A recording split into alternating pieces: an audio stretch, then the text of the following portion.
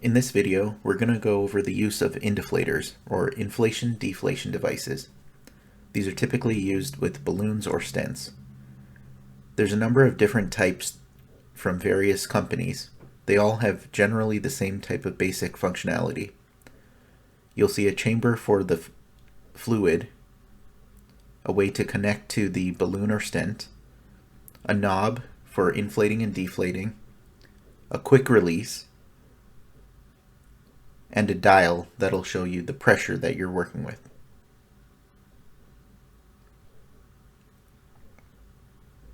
Now typically you're filling this with a contrast saline mixture, usually 50-50, sometimes 20% contrast.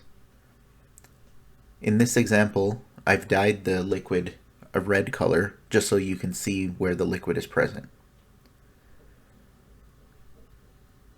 You can see as you rotate the knob, it pushes the plunger up and expels whatever is in the chamber out the tube. The most general principle of using an indeflator is that you don't want air in the system.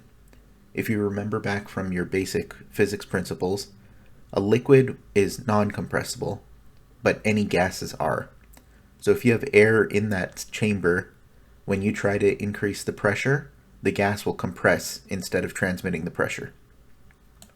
So when you're prepping an indeflator, you generally expel all the air by holding the indeflator upwards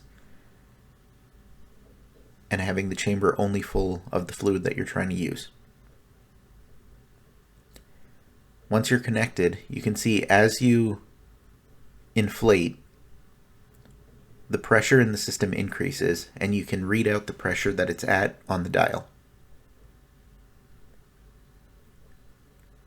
After you've finished inflating, you can deflate by turning counterclockwise. You can see that the pressure reduces as you pull back. You can also use the quick release and pull negative. In this empty space, that's not air that came back in, that would be vacuum. So that's pulling the fluid back from the balloon or the stent that you're using back into the indeflator. Whenever you're inflating a device, you want to hold the indeflator inverted like this so that the fluid is closer to the balloon port. If there was any air in it and you hold it the other way where it's upright, the air bubble would be the first thing to go in, and it won't inflate as well.